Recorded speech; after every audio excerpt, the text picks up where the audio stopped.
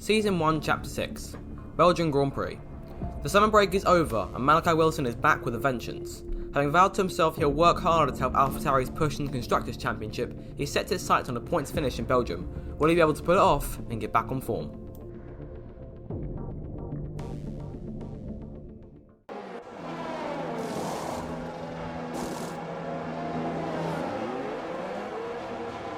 Wilson now pulling out of his pit box with the Alpine of Esteban Ocon just behind him. Comes out the pits now. Let's see what the Brit can do against the Frenchman. He's coming out in a position where he can just about score points from where he is. He's got Antonio Giovinazzi in front of him. He'll be the main target for the rest of the race. But if he can't catch him, they'll have to at least try and keep the Frenchman behind him. Let's see what he can do with this chance.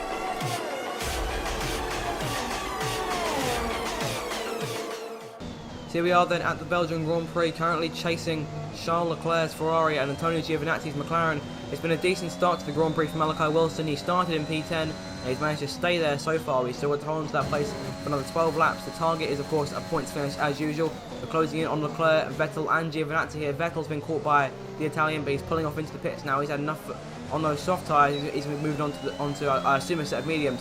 Regardless, we've got Esteban Ocon behind us and we've got to be making sure he doesn't pass us in our bid to try and score some points in this race. Leclerc is still right there in front of us. He's the target. If we can't catch him, we'll have to stick to just fending off Ocon, and it looks like right now we'll be unable to do so.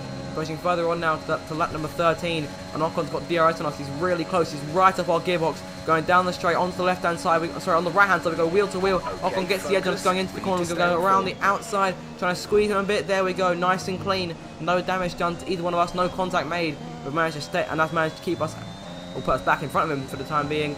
You can bet it won't be too long before he makes his next move. Moving on to lap number 14 now. Ocon about half a second behind us. We're starting to build a gap now. We've got to be very careful going through these two left-handers here. We've gone way too much on the curb. And there we go. We've almost spun the car. That was very close. Decent save from Malachi there. But Ocon's still right there behind us now. He goes to the left-hand side trying to make a move. Going into the right-hander. He's on our side.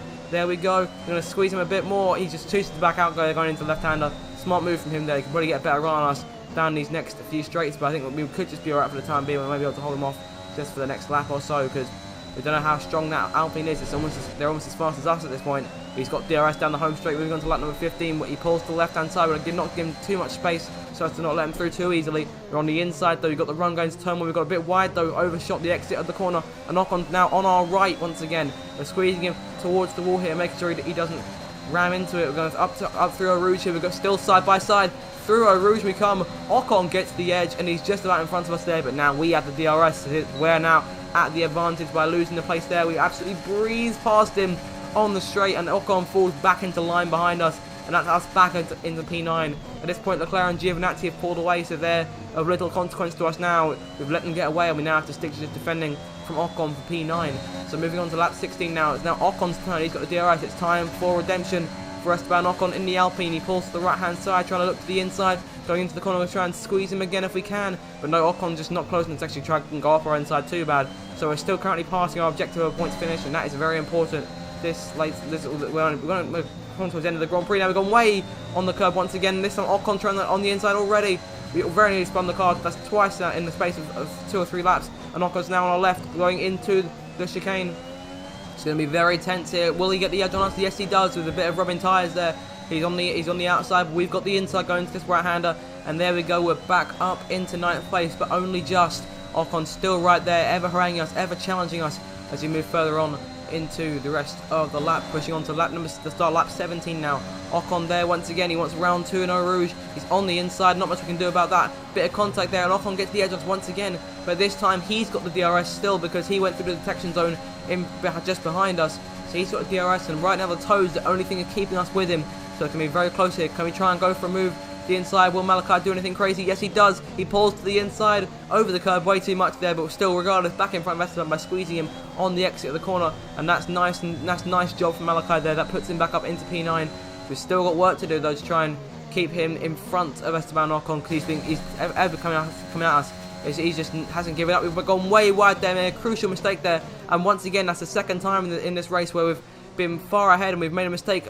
We've gone sailing on by, going through the last corner. Ocon breezes through, but speaking of Norris, he's 6 seconds behind us, and I'm not sure if he's closing or not, but it's definitely going to be close. Moving on now to the end of lap 18, we'll try and pull to the inside. of Ocon. That becomes the outside going to that last corner. We touch tyres once again, no front wing damage. I'm only surprised we've gone this far without damaging our front wing during this race. It's still Ocon right there though. Then we go to the inside going through turn 1. We've gone a bit too deep there, so Ocon could have, if he gets a good exit, he could have a good go at us here. He's still right behind us by less than half a second, so it's going to be very close. Will he try and go for a move into Roos again? Time will tell. Looks like we're going to be okay for the time being. We're alright to go through Roos single file by ourselves.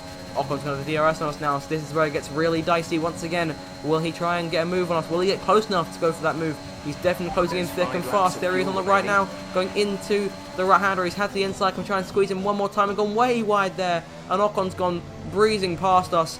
And just like that, we're suddenly in a spot of bother here with only a few more laps to go. And we've got to find a way back around Ocon before the end of the race. Here they come now towards the last couple of corners. Wilson from a long way back on Esteban Ocon. There's contact between the two. They rub tyres there. Ocon still continuing to hold him off through the last corner and back towards the line. He's got DRS this time, but don't look now. Here comes Lando Norris in the McLaren, running just behind these two. He could potentially deny one of these two drivers points in the closing stage of this Belgian Grand Prix. The question is, which one of them will he deny? He's been closing thick and fast on those hard tyres the last few laps, and he definitely has a chance to steal points from one of them. But the question is, who will he take those points from, and who will have to go home empty-handed? It's all coming together now in these final few laps of the Belgian Grand Prix. And look at that, if things couldn't get any worse for us, not only are we now holding the last point, we've got a charging Lando Norris right behind us on those hard tyres. His tyres have so much better grip than ours. They're definitely less worn, and we've got to try and hold him off the next 2 laps. We're also trying to find a way around Ocon.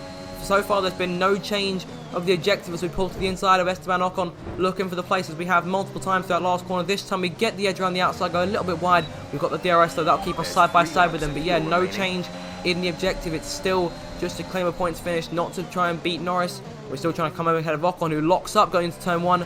It's now Norris on his inside looking for P10, and Ocon could fall out the points altogether. And down to DRS straight now, going back towards the right hand, and Norris has the edge. He's looking to the inside of Malachi, looking for that P9 place, and he gets it. We're still on the outside here, so it's not over yet. We'll try and squeeze him a bit, and there's no contact there. We came very close to contact, but we just managed to hold him off. So that's P9 for us once again, but we've still got to contend with the McLaren. We've gone a bit wide there to the last corner, and going to this one, Norris is on our inside. There's nothing we can do about him. We can't try and force him out. We're on the inside, we're on the outside. That becomes the inside to go over the curve a bit there, and heading back towards this left-hander here that's troubled us so many times throughout this race. The last time we need to trouble us is now. We've gone way wide. Instead of actually hitting the curve, we've gone way wide. And Norris is there on the inside, similar to how Ocon was on lap 16. Now there's Norris on the outside. He's got a very good run here as Max Verstappen starts his final lap in the lead. We've gone way wide once again, way off our line. Norris is still there. It's still side by side. Incredible racing this is. Into the right handle we go. We've gone on the grass, and Norris squeezes through. And that could be all he needs to get past us now.